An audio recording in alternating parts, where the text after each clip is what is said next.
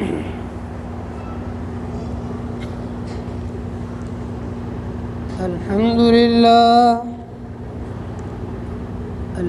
لله نحمده ونستعينه ونستغفره ونؤمن به ونتوكل عليه ونعوذ بالله من شرور أنفسنا ومن سيئات أعمالنا من يهده الله فلا مضل له ومن يضلله فلا هادي له ونشهد أن لا إله إلا الله وحده لا شريك له ونشهد أن سيدنا ومولانا محمد صلى الله تعالى عليه وسلم وعلى آله وصحبه أجمعين. أما بعد، قال الله تبارك وتعالى في كتابه المجيد: أعوذ بالله من الشيطان الرجيم، بسم الله الرحمن الرحيم. إن الصلاة كانت على المؤمنين كتابا موقوتا. وقال تعالى: إن الصلاة تنهى عن الفحشاء والمنكر ولذكر الله أكبر. وقال تعالى: أقيموا الصلاة وآتوا الزكاة. وقال النبي صلى الله عليه وسلم: الصلاة عماد الدين، من أقامها أقام الدين ومن هدمها هدم الدين. وقال النبي صلى الله عليه وسلم: الصلاة معراج المؤمن. وقال النبي صلى الله عليه وسلم: قرة عيني في الصلاة. وقال النبي صلى الله عليه وسلم: صلوا كما رأيتموني أصلي. وقال النبي صلى الله عليه وسلم: الصلوات الخمس والجمعة إلى الجمعة مكفرات لما بينهما، أو كما قال عليه الصلاة والسلام. رب اشرح لي صدري ويسر لي أمري واحلل عقدة من لساني يفقهوا قولي واجعله وزيرا من أهلي.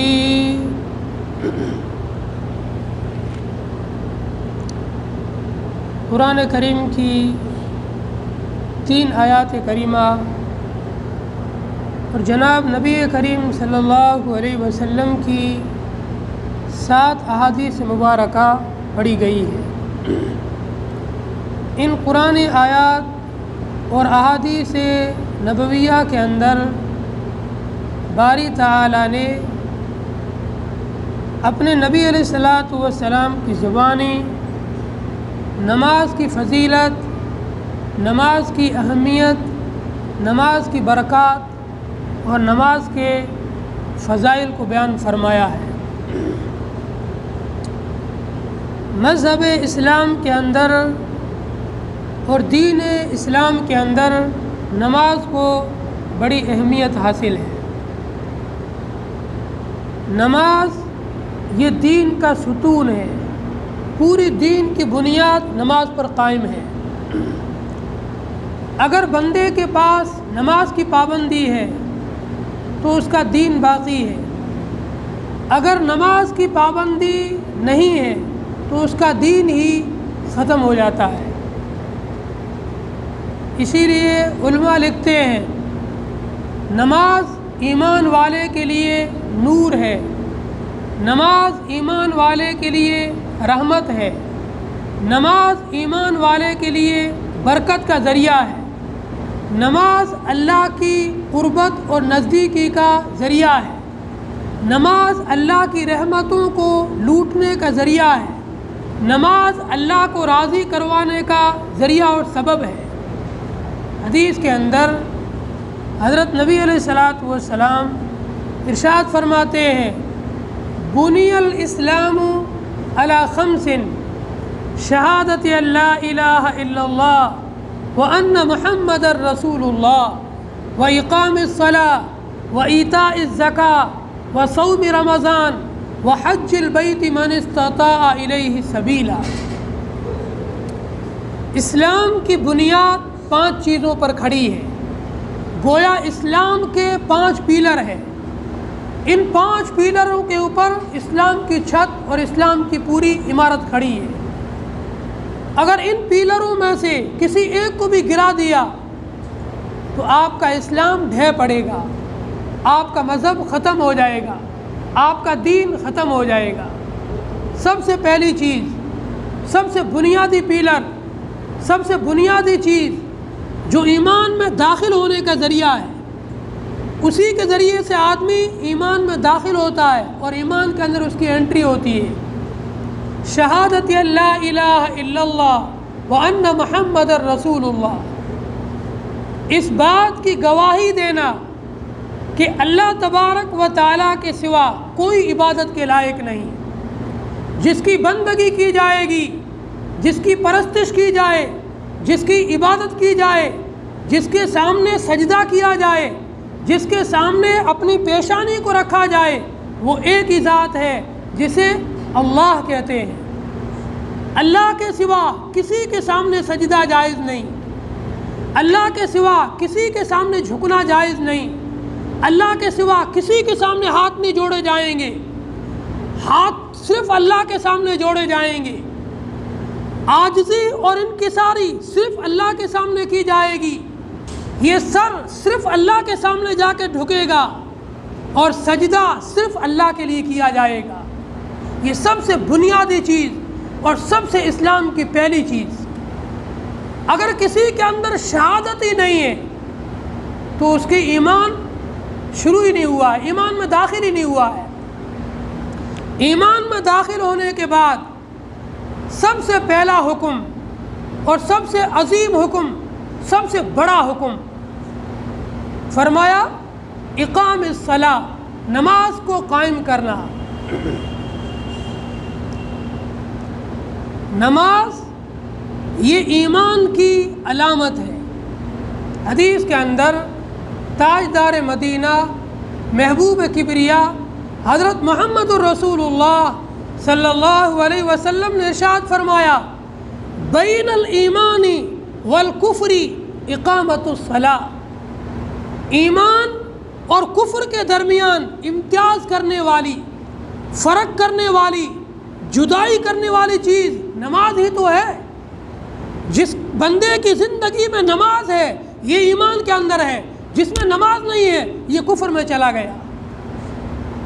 عملی طور پر اس نے کفر والا کام کیا، زبانی طور پر یہ اپنے آپ کو مسلمان کہہ سکتا ہے، اس کا نام ہو سکتا ہے عمران خان، سلمان خان، رضوان خان، چاہے کوئی بھی خان لگا دو، لیکن اگر زندگی کے اندر بالغ ہونے کے بعد نماز نہیں ہے تو اس کے اندر ایمان ہی ختم ہو گیا ہے۔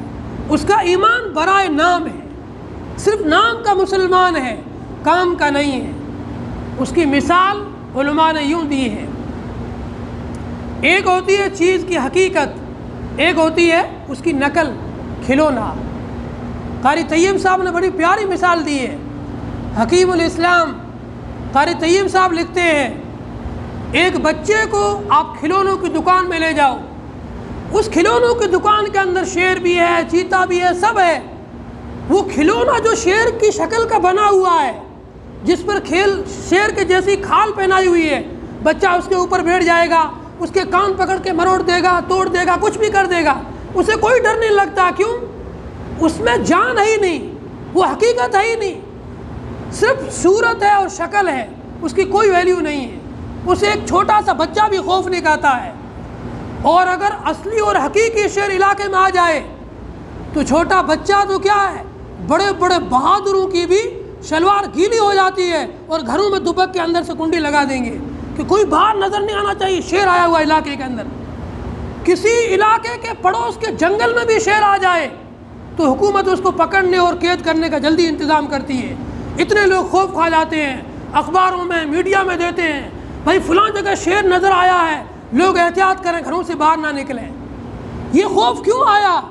یہ حقیقت میں ہے، اس کے اندر جان ہے، اس کے اندر روح ہے، اور یہ چیر پھاڑ کرنے کی طاقت رکھتا ہے، تو لوگوں میں بھی اس کی دہشت بیٹھ جاتی ہے۔ یہی حال نماز کا ہے۔ جب ایمان والے کے اندر نماز کی پابندی آئے گی اور جیسی نماز ہونی چاہیے ویسی نماز جب آئے گی تو یہ ایمان والا ایسا باروب بن جائے گا، دنیا کی تمام طاقتیں اس سے لرزہ بر انداز ہوگی۔ یہ جس علاقے کا رخ کرے گا وہاں کی حکومت بھی اس کو دیکھ کر لرز جائے گی۔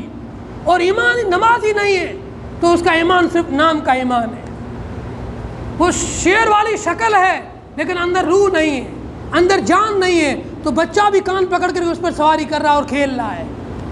تو آج ہماری نمازوں کا یہ حال ہو گیا ہے، مسجدوں میں آتے ہیں، اللہ اکبر کر کے کھڑے ہوتے ہیں، کھڑے تو نماز میں ہیں لیکن دکان کا حساب چل رہا ہے، یا کسی سے لڑائی چل رہی ہے، کسی سے بدلہ لینے کی پلاننگ چل رہی ہے، فلاں نے میرا اتنا نقصان کیا ہے، میں اس دوست کے پاس جاؤں گا، پھر اس سے مدد لوں گا، اس سے مل کے اس سے بدلہ لوں گا۔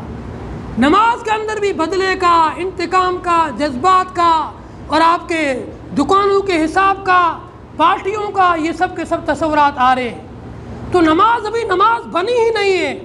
جب یہ نماز بنے گی، اللہ کی مدد اترے گی، اللہ کی نصرتیں اترے گی، اللہ کی رحمتیں اترے گی، اللہ کی برکتیں اترے گی، اللہ کا نور اترے گا، اور چہرہ آپ کا گلاب کے پھول کی طرح چمکے گا۔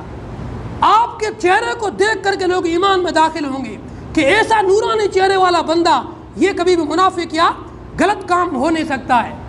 جس کے چہرے پر ایسا نور ہے، اس کے اندر کوئی نہ کوئی اللہ نے خوبی رکھی ہے۔ جس کے چہرے پر بھی نور سے ٹپکتی ہو، جس کو دیکھ کر ہی نور سے ٹپکتی ہو، وہ کیا اس کے اندر ایمان ہوگا، کیا ایمان کی برکتیں ہوگی۔ اس لیے نماز کی پابندی اور جیسی نماز پڑھنی چاہیے ویسی نماز پڑھنے کی ہم کوشش کریں۔ صحابہ کرام کی نماز کو اپنی نماز کا نمونہ بنائیں۔ اللہ نے ہمارے لیے ایمان کا معیار صحابہ کو بنایا ہے۔ نبی علیہ الصلوۃ والسلام تشریف لائے، آپ نے اپنے صحابہ کو جمع فرمایا، ایک صحابی کو حکم دیا پانی کا لوٹا بھر کر لاؤ، صحابی لوٹا بھر کر پانی لائے۔ آپ نے ان کے سامنے بیٹھ کر کے دیکھو میں کیسے وضو کرتا ہوں، میرا وضو دیکھو۔ آپ اونچی جگہ بیٹھے، قبلے کا رخ کیا، بسم اللہ پڑھی، 3 بار ہاتھ دھوئے، 3 بار کلی کی، 3 بار ناک میں پانی دیا، پورا چہرہ 3 بار دھویا، پھر دائیں ہاتھ 3 بار دھویا، پھر بائیں ہاتھ 3 بار دھویا، پھر پورے سر کا مسح کیا، پھر کانوں کے اندر خلال کیا، گردن کا یہاں تک کانوں کی لو تک مسح کیا۔ آگے مسح نہیں کرنا ہے، آگے مسح کرنا مکروہ ہے۔ گردن کا مسح یہاں سے شروع کرنا ہے اور کان کی لو تک لانا ہے، یہاں اپنے ہاتھ اٹھا دینے ہیں، یہ سنت ہے۔ پورا آگے یہاں تک لاؤ گے پھر یہ سنت کے خلاف مکروہ ہو جاتا ہے، صرف کان کی لو تک سنت۔ پھر آپ نے پہلے دائیں پار 3 بار دھویا، پھر بائیں پیر، پھر آپ کھڑے ہوئے، آپ نے 2 رکعت نماز پڑھی۔ نماز پڑھنے کے بعد آپ نے حکم دیا صلو کما رأیتمونی اصلی، اے میرے صحابہ کی جماعت اسی طریقے سے نماز پڑھنا جیسے میں نے تمہیں نماز پڑھ کے بتایا ہے، جیسے میں نے تمہیں نماز پڑھ کے دکھلایا ہے ایسے تم نماز پڑھنا۔ آج ہم اپنی زندگی میں غور کریں، کسی کو نماز پڑھتے ہوئے 70 سال گزر گئے، کسی کو 30 سال گزر گئے، کسی کو 50 سال گزر گئے، کسی کو 20 سال گزر گئے، کسی کو 25 سال ہو گئے۔ روزانہ دیکھتے امام صاحب کیسے کھڑے ہو رہے ہیں، امام صاحب نیت کیسے کر رہے ہیں، لیکن کوئی عبرت نصیحت نہیں لیتا ہے۔ جس کی جیسی نماز ہے وہ ایسے ہی پڑھتا جا رہا ہے۔ کسی کو نماز سیکھنے کا شوق ہی نہیں ہے، کسی کو نماز کی تڑپ ہی نہیں ہے کہ میں اپنی نماز کو جاندار بناؤں، میں اپنی نماز کے اندر روح پھونکوں، میں اپنی نماز کے اندر حقیقت کو پیدا کروں، ایسی نماز لاؤں جیسی نماز صحابہ کی تھی۔ صحابہ کی نماز کیسی تھی؟ ایک صحابی کے گھر میں آٹا ختم ہو گیا، فاقہ پڑ گیا، ان کا یقین دیکھو اور ان کی نماز کی طاقت دیکھو۔ صحابی نے اپنی بیوی سے کہا تم خالی چکی چلاؤ، میں مسجد میں جا کر 2 گانا نماز پڑھتا ہوں، اللہ ضرور اس میں سے آٹا نکالے گا۔ یہ صحابی گئے مسجد میں، 2 گانا نماز پڑھی، واپس آ کر بیوی سے پوچھا، بیوی نے کہا کچھ بھی نہیں نکلا ہے۔ پھر دوبارہ گئے، یقین تھا نماز پڑھ کہ میری نماز میں کوئی کمی رہ گئی ہے، ورنہ اللہ نے مدد کا وعدہ کیا ہے، ضرور اللہ کی مدد اترے گی، میری نماز میں کمی ہے، اس کمی کو دور کرنا ہے اور دوبارہ نماز کو درست کرنا ہے۔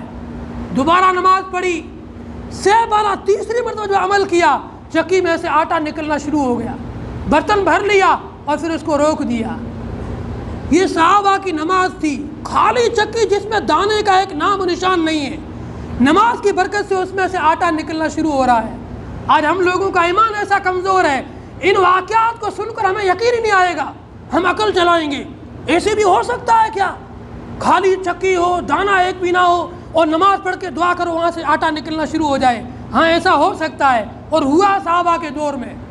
ان کے ایمان کا معیار ایسا تھا، ان کی نماز ایسی تھی، ان کا یقین ایسا تھا، ان کا توکل ایسا تھا، ان کا بھروسہ ایسا تھا، ان کا اللہ کی ذات سے تعلق ایسا تھا، ان کی اللہ سے نسبت ایسی تھی، ان کا اللہ سے مناسبت ایسی تھی، تو ایسے ہوتا تھا۔ آج ہمارا اللہ پر یقین ہی کیا ہے؟ کوئی کسی کا یقین ایمان کسی کو کہے تیرا ایمان کتنا ہے، اللہ خیر کرے، ایمان تو کسی کا رتی بھر نکل جائے تو اللہ کی فضل ہے کہ نکل گیا اس کا، ورنہ تو برائے نام ایمان والے رہ گئے ہیں۔ کروڑوں کی تعداد میں ہوتے ہوئے مار کھاتے جا رہے ہیں، ذلیل ہوتے جا رہے ہیں، آئے دن حالات آ رہے ہیں۔ صرف 1.25 لاکھ صحابہ تھے، آدھی دنیا پر حکومت کر کے چلے گئے۔ حضرت عمر فاروق کی کتنی بڑی حکومت تھی، اتنی بڑی حکومت تھی، آج پوری دنیا کو ملاؤ، پوری دنیا میں سے آدھا حصہ کرو، اتنی بڑی رقبے پر حکومت کرنے والے صحابہ تھے، اور تعداد کیا تھی؟ صرف 1.25 لاکھ لوگ، 1.25 لاکھ صحابہ۔ آج کروڑوں کی تعداد میں مسلمان ہیں، لیکن نماز کی کوئی فکر نہیں، نماز کا کوئی ڈھنگ نہیں، کوئی طریقہ نہیں۔ کوئی پڑھ بھی رہا ہے تو اسے سیرت اور سنت کے مطابق نماز پڑھنی نہیں آتی ہے، اس لیے نماز سے وہ کام ہوتا ہی نہیں ہے جو صحابہ کے ہوتے تھے۔ نماز کے بارے میں چوتھی حدیث، نبی علیہ الصلوۃ والسلام نے ارشاد فرمایا، اے لوگوں، اے میرے صحابہ، جب نماز کے لیے کھڑے ہو آپس میں کندھے سے کندھا ملاؤ، گھٹنے سے گھٹنا ملاؤ اور صفوں کو درست کرو۔ اگر تمہاری صفوں کے اندر کجبن اور ٹیڑھی رہے گی، اللہ تمہارے دلوں کو ٹیڑھا کر دے گا اور تمہارے دلوں کے اندر حسد اور بغض ڈال دے گا۔ آج دیکھو، ماموں کی بھانجے سے لڑائی، چچا کی بھتیجے سے لڑائی، بیٹی کی باپ سے لڑائی، بھائی کی بہن سے لڑائی۔ کیوں لڑائیاں ہو رہی ہے؟ نماز کی صفیں درست نہیں ہیں۔ جب تمہاری مسجد کے اندر بھی تمہارے دل ملے ہوئے نہیں ہیں، کوئی آگے کھڑا ہے، کوئی پیچھے کھڑا ہے، کوئی ایسے رک کر کے کھڑا ہے، کوئی کیسے کھڑا ہے، صفیں درست نہیں ہے، تو اس کے اثرات کہاں پڑ رہے ہیں؟ تمہاری پرسنل زندگی پر پڑ رہے ہیں۔ تمہاری جو گھریلو زندگی ہے، نماز کی کمی کی وجہ سے اس کمی کا اثر تمہاری گھریلو زندگی پر پڑے گا۔ جن لوگوں کے اندر، جس محلے کے اندر، جس بستی کے اندر مسجد کا نظام مضبوط ہوگا، مسجد بڑی آباد ہوگی اور اس کے مصلی بڑے سنجیدہ ہوں گے اور ایمان والے ہوں گے، پورے محلے کے اندر آپس میں محبت ہوگی، دینداری ہوگی، مسائل کم ہوں گے، کیس کم ہوں گے، حسد و بغض کم ہوگا، اور آپس میں اتفاق سے ساتھ رہتے ہوں گے۔ اور جہاں پر مسجدیں ویران ہوگی، آپس میں ایک ہی مسجد کے 4 مقتدیوں میں لڑائی اور حسد ہوگا، تو اس کا اثر پھر گھروں میں جائے گا اور گھروں میں لڑائیاں ہوگی۔ اس لیے جب نماز پڑھنے کے لیے ہم آئیں تو اپنی نماز کو سیکھیں کہ نماز کیسے پڑھنی ہے، رکوع کیسے کرنا ہے، قیام کیسے کرنا ہے، سجدہ کیسے کرنا ہے، اور کھڑے کیسے رہنا ہے۔ دیکھو اللہ کا کتنا بڑا فضل ہے۔ یہ جو ہماری نماز ہے یہ صرف انسانوں کو ملی ہے، بقیہ تمام کی تمام مخلوقات اللہ کی عبادت کرتی ہے اور اللہ کے لیے نماز پڑھتی ہے۔ قرآن میں اللہ فرماتے ہیں، کل قد علم صلاتہ و تسبیحہ، دنیا کی ہر مخلوق نماز بھی پڑھتی ہے، تسبیح بھی کرتی ہے، لیکن ہر ایک کا طریقہ اور انداز الگ ہے۔ اور حدیث میں آتا ہے اللہ تبارک و تعالیٰ نے فرشتوں کو پیدا فرما کر ان کو عبادت میں لگا دیا، فرشتوں کی ایک جماعت کو پیدا کیا اور ان کو قیام میں کھڑا کر دیا۔ اب وہ قیام ہی کی حالت میں کھڑے ہیں، نہ تو رکوع کر سکتے ہیں، نہ سجدہ کر سکتے ہیں، نہ اتحیات کی حالت میں بیٹھ سکتے ہیں، اور کوئی کام نہیں کر سکتے ہیں، بس وہ قیامت تک قیام ہی کی حالت میں کھڑے کھڑے اللہ کا ذکر کر رہے ہیں۔ ایک جماعت کو پیدا کر کے ان کو رکوع کی حالت میں کھڑا کر دیا، یہ قیامت تک رکوع ہی کی حالت میں رکوع کی تسبیح پڑھتے رہیں گے۔ ایک جماعت کو پیدا کر کے سجدے کے اندر ڈال دیا، یہ قیامت تک سجدے ہی کی حالت میں سجدے میں رہ کر سجدے کی تسبیح پڑھتے رہیں گے۔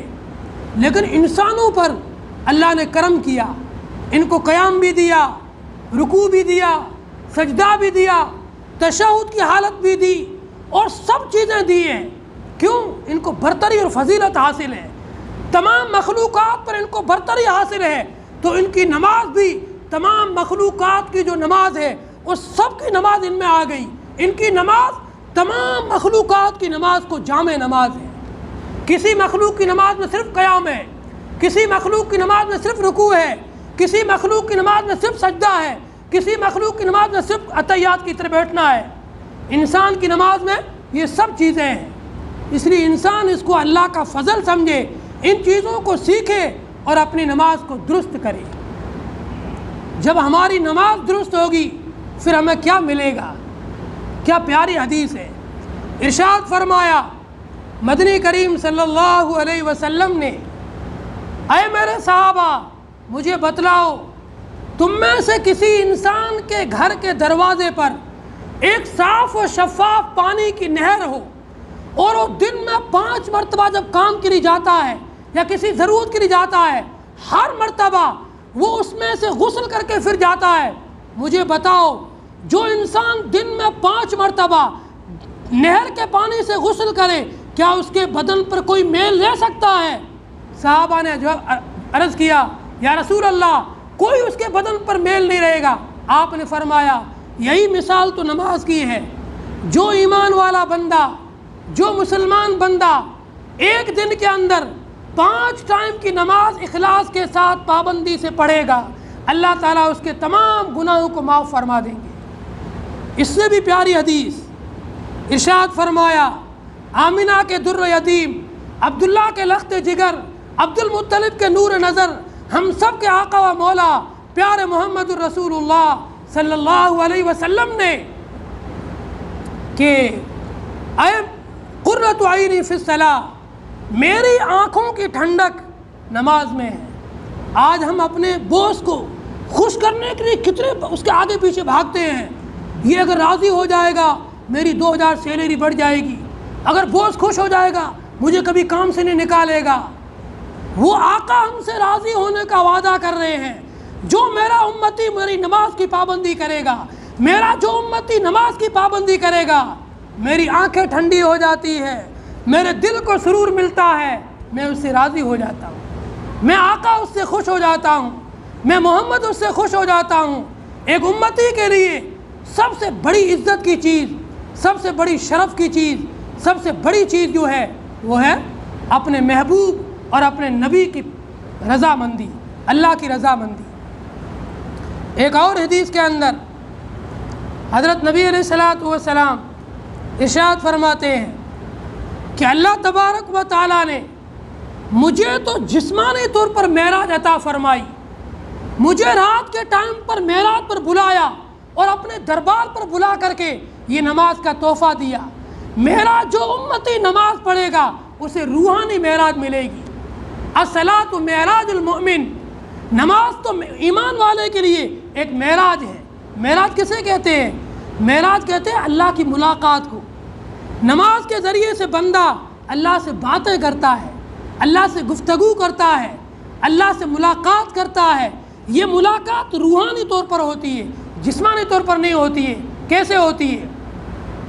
حدیث میں نبی علیہ الصلوۃ والسلام ارشاد فرماتے ہیں جب کوئی بندہ اچھی طریقے سے وضو کر کے گھر سے چلتا ہے اور جب مسجد کے گیٹ پر پہنچتا ہے، ایک فرشتہ کھڑا رہتا ہے، فرشتہ اس سے کہتا ہے اے نبی کے امتی، اے اللہ کے بندے، اے نمازی، جب تو اپنے گھر سے وضو کر کے مسجد کی طرف چلا ہے، اللہ نے تیرے ہر قدم پر تیرے ایک گناہ کو معاف کیا ہے اور تیرے کو ایک نیکی لکھی ہے، ایک درجہ بڑھایا ہے۔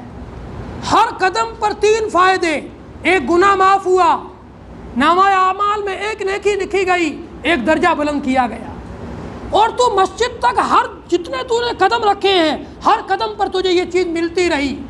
اور تو جب مسجد کے گیٹ پر آیا، اللہ نے مجھے حکم دیا کہہ دے میرے بندے سے تو نماز کے لیے چل کر اللہ کو راضی کرنے کے لیے آ رہا ہے، میں نے تیرے سب گناہ کو معاف کر دیا۔ تو مسجد میں آ کر کے اب جو نماز پڑھے گا اس کا ثواب تو تیرے لیے ایک زائد چیز بن جائے گی، یہ تو اور مزید چیز ہے تیرے لیے، تیرے گناہ تو گیٹ پر پہنچتے ہی معاف ہو گئے ہیں۔ اب یہ بندہ جب مسجد میں آ کر کے صف میں کھڑے ہو کر کے اللہ اکبر کہتا ہے، اس کا مطلب کیا ہے بتا جانتے ہو؟ اللہ اکبر، ہماری ہتھیلیاں آگے ہیں، ہاتھ کی پشت پیچھے ہے، اس کا مفہوم یہ ہے پوری دنیا کو میں نے پیچھے ڈال دیا، دنیا کے تمام تعلقات کو پیچھے ڈال دیا، پورے کاروبار کو پیچھے ڈال دیا، اب میرے سامنے صرف میرا اللہ ہے اور میں ہوں، بیچ میں کوئی چیز حائل نہیں ہو سکتی ہے، میں تو اپنے اللہ کے دربار میں پہنچ گیا ہوں، میں تو اپنے اللہ کے گھر میں پہنچ گیا ہوں، میں تو اپنے اللہ کے در پہ پہنچ گیا ہوں، میں تو اپنے آقا کے در پہ پہنچ گیا ہوں، میں تو اپنے خالق کے گھر پہ آ گیا ہوں، میں تو اللہ کا مہمان ہوں۔ اب اللہ کی نوازش ہوگی، میری جھولی ہوگی، بندے کی جھولی ہوگی، اللہ کی طرف سے عطا ہوگی۔ ایک دنیا کا معمولی سیٹھ جب دینے پہ آتا ہے تو کتنا دیتا ہے، وہ اللہ جب دینے پہ آئے گا تو کتنا بندے کو دے گا، کیسا نوازے گا، کوئی اس کی نوازش کا اندازہ کر ہی نہیں سکتا ہے۔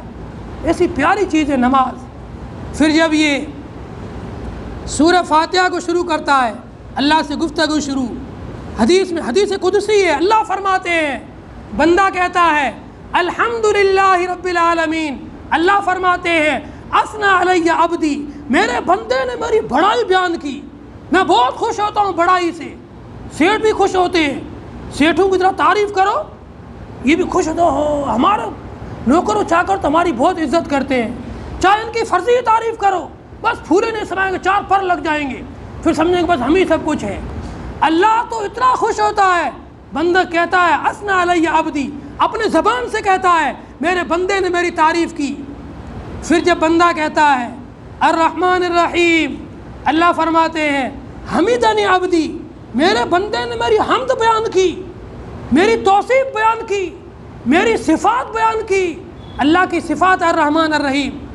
پھر بندہ کہتا ہے مالک یوم الدین، اللہ فرماتے ہیں اوہو میرے بندے نے سب کچھ مجھے کو مان لیا، پوری دنیا کا انکار کر دیا، میرا اقرار کیا، پوری دنیا کو ٹھکرا دیا، مجھے آ کے چمٹ گیا، پوری دنیا کو لات ماری، میرے در پہ پڑ گیا، اب میں اسے نوازوں گا، دنیا جائے کچھ بھی کر لے میں اسے عزت دے کر رہوں گا، دنیا چاہے جور مار کے اس کو ذلیل کرنے کی کوشش کرے میں اسے بلندیوں پہ پہنچا کے رہوں گا، اللہ کا وعدہ ہے۔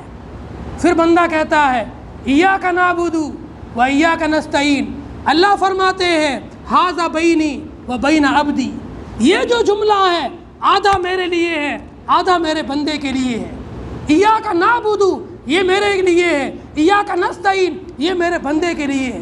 کیسی پیاری چیز ہے نماز، ہم اللہ سے گفتگو کر رہے ہیں، اللہ سے باتیں کر رہے ہیں، اللہ سے ملاقات ہو رہی ہے، اس لیے ہم اپنی نمازوں کو درست کریں، نماز کو سیکھیں، جب نماز میں کھڑے ہو اپنے صفوں کا خیال رکھیں، صفوں کا اہتمام کریں، رکوع سجدہ اچھی طریقے سے کریں، اور جب اکیلے نماز پڑھیں بہت زیادہ لمبی نماز پڑھنی چاہیے۔